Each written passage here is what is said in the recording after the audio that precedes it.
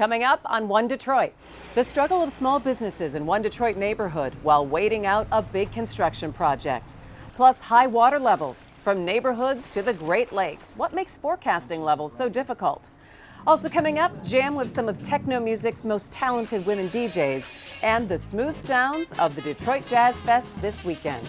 I'm Christy McDonald at Baker's Keyboard Lounge on the city's northwest side, and One Detroit is coming up. Masco Corporation is proud to manufacture innovative and environmentally friendly products for the home. Delta faucets, craft-made in Merillat cabinets, and Behr brand paints have all been designed with you in mind. Masco and its family of companies, serving Michigan communities since 1929. Support also provided by the W.K. Kellogg Foundation, a partner with communities where children come first. The Cynthia and Etzel Ford Fund for Journalism at Detroit Public TV. The Detroit Journalism Engagement Fund, and by Business Leaders for Michigan has 5 priorities to make Michigan a top 10 state. Achieve a balanced budget, cut long-term debt, fix our roads, improve all levels of education, further economic growth, plan for a stronger Michigan. How does diversity bring energy to us all? At DTE Energy, we believe that it's the contributions of all that build great communities. As a company, we grow stronger by welcoming the unique perspectives of everyone. As community members, we support our state's broad culture and heritage. From working closely with women and minority-owned suppliers to embracing our local cultures, DTE Energy is powering diversity. The DTE Energy Foundation is a proud sponsor of Detroit Public Television. also brought to you by Ally, Nissan Foundation, and viewers like you. Thank you.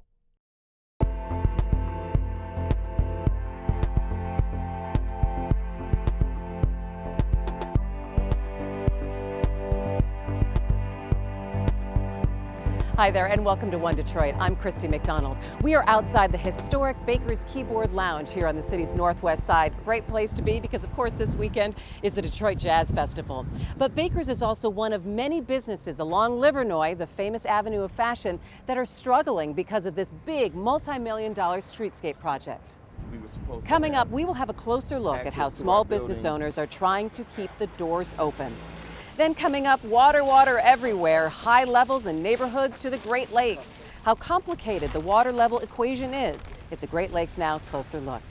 Then celebrate Detroit's techno roots with some of the best female DJs around. It is all coming up. But we are starting tonight with the struggle of businesses along Livernois in the Avenue of Fashion. This city project is going to widen Livernois. It's also going to make for bigger sidewalks. It will be wonderful once it's done. But businesses here are just struggling to hang on. Dolphin Michael leads the Avenue of Fashion Business Association on Livernois, on Detroit's northwest side. Well, what a lot of people don't know is that the Avenue of Fashion has the highest concentration of black business ownership in the country. Not just in Detroit, not just in Michigan, but in the country, in the United States. Detroit District 2 Manager Kim Tandy has some challenges this summer. There's full-on construction the length of the avenue, and the street-side parking, gone till further notice. You know, construction is hard on everybody, so we knew that there was going to be some kind of construction, so we've been working with the businesses for the past 3 years to try and get people prepared for it. But because of the intensified construction, businesses got hit a little bit harder than what we thought would have happened from the beginning. Originally, when the city was explaining what they wanted to do, it was only supposed to be for a 4-block area. Once that was approved, then all of a sudden, oh, by the way, we're taking it down to 8 Mile. The businesses were very concerned about having construction on Livernois for 2 years, so we really pushed the contractor, and so the contractor pushed this into a 1-year project. Should have started in May. We had a little bit of a 2-week delay from the council and then had some rain delays, and then we'll go until November. The city had lots of meetings with the business community to talk about it. I don't think anybody realized just how disruptive it would be. I appreciate, you know, having change, but it's just really hurting business. I mean, if you look down the street right now, I don't see anybody walking. There's nobody coming from that way, and there's nobody coming from that way, so there's nobody. It's just devastating. C. Granston Bullard is part of the fashion business on the Avenue of Fashion. Designer, retailer, and distributor, all under one roof. I'm a native Detroiter, came an alumni of Mumford High School. My mother was actually a dressmaker on Livernois. One of my colleagues said, instead of going out to Orchard Lake Road or Northwestern Highway, why don't you come back and bring your talent to the city? During normal business, our numbers as far as foot traffic would be anywhere from 25 to 30 people a day. And now we're down to less than one hand, 4 or 5 people a day, 1 or 2. Our numbers are off, according to my QuickBooks, by about 70%. It has affected my bottom line. Tawanda Coleman's hair salon serves a lot of older customers. Her business is off too. Probably like 50% of my clients has kind of rescheduled, kind of want to wait for a while till after the construction is kind of over before they decide to come back. Further up the avenue, the 313 store opened this spring. Owner Clement Brown has to find other ways to move his Detroit-themed merchandise. What I've been very intentional about doing is making our internet and our online sales more robust. And it's been helping. It's not enough, but it's better than where we were. The city response is actually getting a lot better than what it was initially. Initially, the only response we got was, we don't have any money and you guys aren't getting any money. If we do it for you guys, we got to do it for everybody else. That was the city's response up until the time we started making noise. So what we ended up doing was working with the business owners here that had private lots. And so those lots have now become public lots, and we have a shuttle that's going up and down the street so people can park in all these public lots, get on the shuttle, enjoy all of Livernois, and get to where they want to go. The shuttle is one of the positive things about this construction.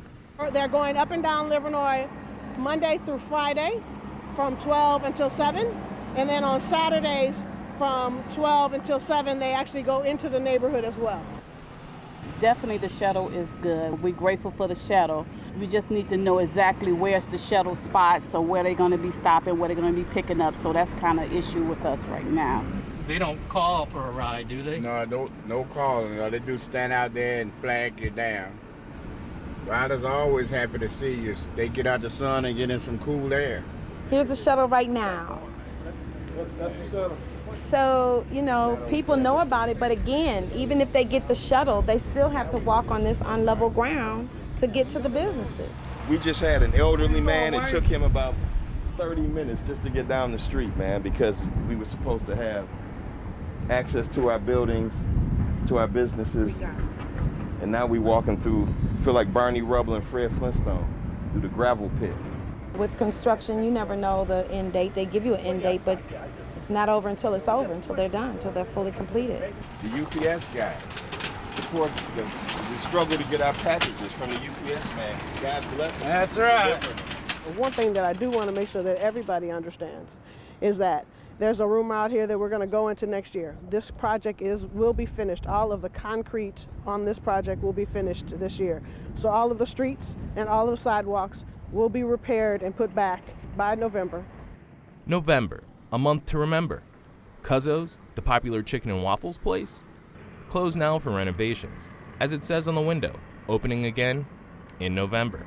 We had 18 businesses that were scheduled to open up this year. This was going to be the Avenue of Fashion breakout year. We've had a lot of businesses, restaurants that decided not to open up now. One of them is planned by Motor City Match awardee Kelly McBride on the north end of the avenue with a restaurant called Petty Cash, upscale dining where the O'Quinn's Shrimp House used to be. But now the project has been probably pushed back to maybe spring.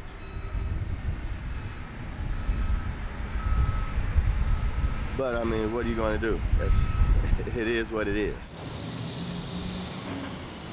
Joining me now is Hugh Smith. You are the co-owner of the world-famous Baker's Keyboard Lounge. Thanks for having us. World's oldest jazz club. It's really amazing, the institution that this place is. When I was walking in, I saw on your marquee, it said, "We are open." Yes. And that feels to be the sentiment all up and down the Avenue of Fashion on Livernois here. Yes, that's a call to the community to say, listen, we are open, we're vibrant, and we're ready for business. Don't forget us. So what has happened to your business, honestly, since this the construction project has started? Yeah, we've been deeply impacted, as everyone else here on Livernois Avenue.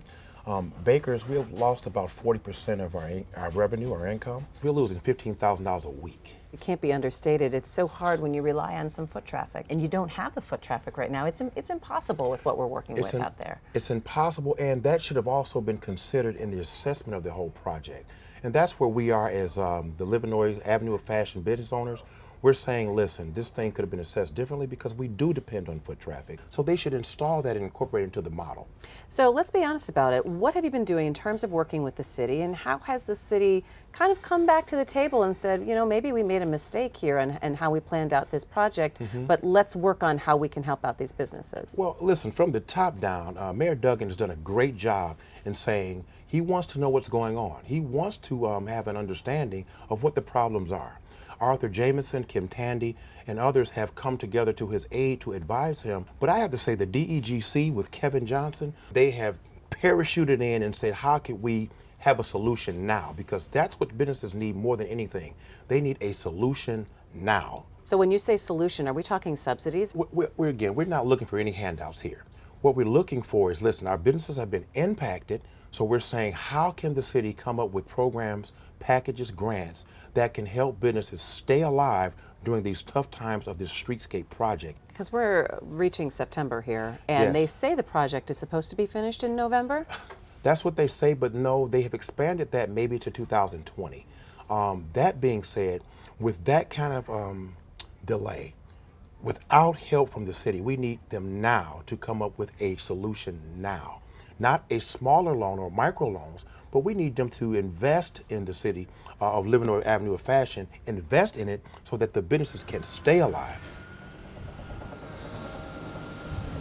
Turning now to historically high water levels from neighborhoods in Detroit to all around the Great Lakes. Scientists are looking at extreme weather patterns to try and predict the cycle of water levels, which are having a big impact around the basin. Here's a look in our Great Lakes Now report. Mid-July 2019, the Jefferson-Chalmers neighborhood along the Detroit River. There's flooding of the kind that hasn't been seen in years. They said that over 2 billion gallons of water was being processed through our storm drains every day, and that the system was only supposed to handle about 1.5 billion. And so they declared an emergency, and they're now working with private contractors to mediate some of the breaches in the walls and stop the water from flowing down into the streets. And we set records for the month of July on Lake Superior, Lake St. Clair, Lake Erie, and on Lake Ontario. Keith Kompoltowitz follows lake levels for the U.S. Army Corps of Engineers in Detroit. And we'll come very close to setting records on those lakes again in August. Right here, going right into the basement. Carlo Moon lives a few hundred feet from the canal that overflowed. We haven't had this since the early 80s. Just when I was a kid, it was coming from right across the street, and it was coming all over, and my uncle had to come out and get us in a boat. That was the only way for us to get out of the home. I understand history repeats itself, but now we're going through this again, and it's just, I'm trying to figure out how, why, and where. One thing we know about lake levels is they fluctuate. They go up and they go down. Local 4 meteorologist Paul Gross has been forecasting weather for more than 30 years. I remember we gotta dredge, we have to dredge. Where's the money? We need to dredge. I can't even get my yacht out of the harbor. They were dredging at the Detroit Yacht Club back in 2013 because of record low water. Big boathouse. Over in Jefferson-Chalmers, the canal in John Meyer's backyard looked nothing like this. And you literally had to use ladders to get down in the boats, but then it's been gradually building up, back up to this level. In the last 2 years, it seems to have been never really tapering off during the summer like it usually does. So. The prior records were in the 1960s and then came up to record highs in the middle 1970s, which were eclipsed by the record highs of the 1980s, which are now being eclipsed by the record highs currently. The last low cycle came in large part from warmer weather and warmer water.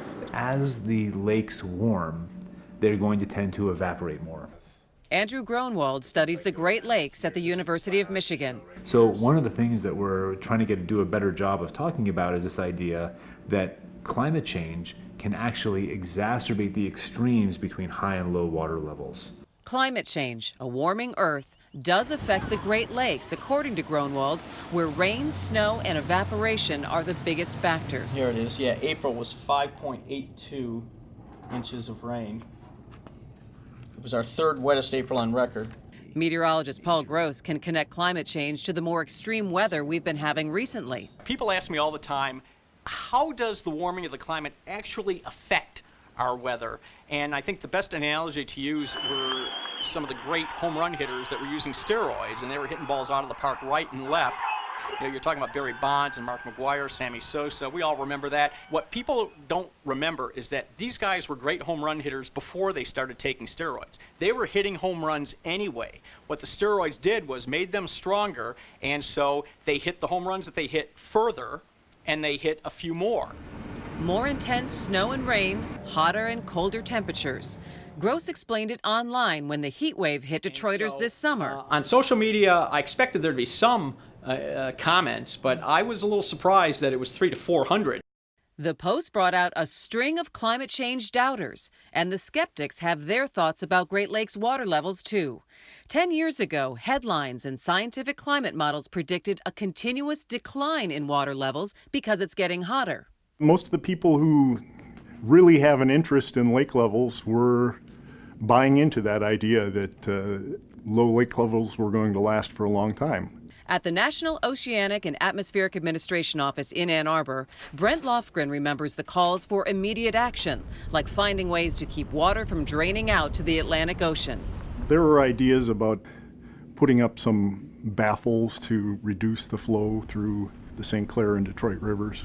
Those did not actually happen before the lake level started going back up. In the following winter, the winter of 2013 and 2014, it was an extremely cold. We were visited by that polar vortex phenomenon. We had record snowfall followed by very wet conditions in the spring, and that kind of started this turnaround. But Lofgren saw a problem with the low water prediction. It was overly dependent on air temperature and didn't take into consideration the separate effect of the seasonal cycle and the amount of sunlight that's coming in at different times of year. Water levels still go in cycles, and the Great Lakes don't necessarily adhere to climate models that apply elsewhere. Even though we've seen big changes, Lofgren says the role of climate change hasn't been proven. I would not attribute low levels in 2013, high levels in 2019, and rapid transition between those. I would not attribute that to human-caused climate change. Others can disagree, but Lofgren is no doubter of climate change in general. He's actually among some leading scientists who share the 2007 Nobel Prize with Al Gore regarding climate change. Short term, what does the future hold headed into September? Even though we are forecasting declines like they typically do in the fall, they're still very high compared to the long-term record, and significant issues could continue during the fall storm season. Over at Jefferson Chalmers, forecasting for high water can be simpler. Well, I know when the wind blows east, that's when the water rises. So anytime it blows east, then we get hit with it. Make sure to go to greatlakesnow.org for all of our reporting on water issues. And finally tonight, Detroit is home to a lot of amazing music. Of course, Motown, the Jazz Festival is this weekend, but it's also the birthplace of techno music. And the Movement Festival in May attracts thousands of fans every year. But there are also smaller festivals throughout the summer to raise the profile of DJs in the area. Well, we headed out to the Charivari Festival this month at the West Riverfront Park. And one of the main stages showcased an all-woman DJ lineup, including the godmother of house music, Stacey Hotwaxx Hale.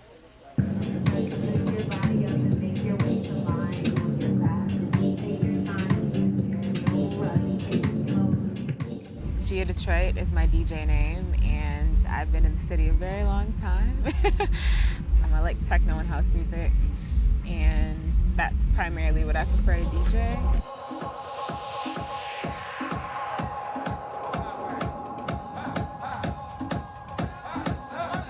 I listened to Hotwaxx's set yesterday. It was very techno. I'm like, okay, Hotwaxx, that was techno, like, you know. And I know she loves house. She loves everything.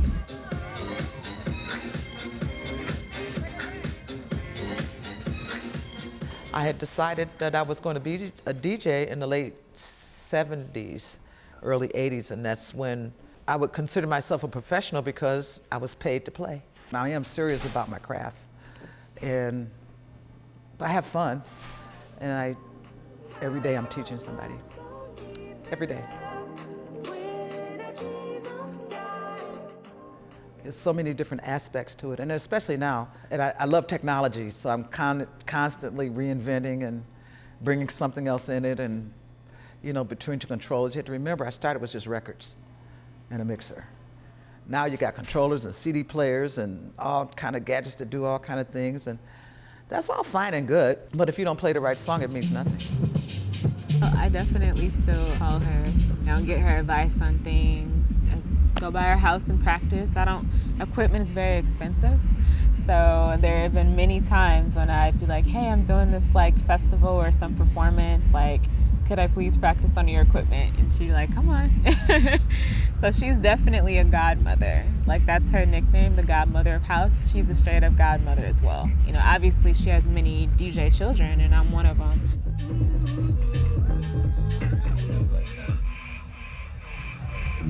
My father was always kind of a promoter within the Detroit house DJ community. So I remember growing up literally probably before I could even be considered, you know, a person to be at a party. I was going just because I loved the music and loved watching the DJs. So that was really how I fell in love with it. And I remember my dad coming home with CDs, you know, of you know, mixes from Detroit DJs, and he'd give them all to me because I'd sit there for hours and go through them. I just really loved the music.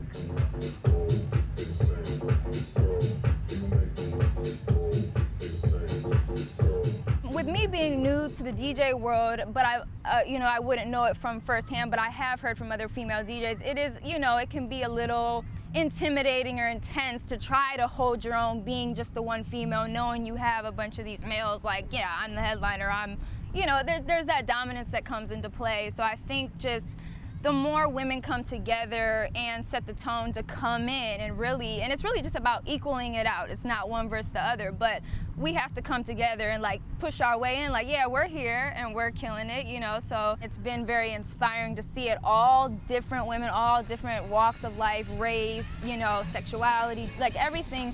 It's definitely beautiful to see how many women are out there just like doing their own thing and having a style and skill, you know, it's beautiful.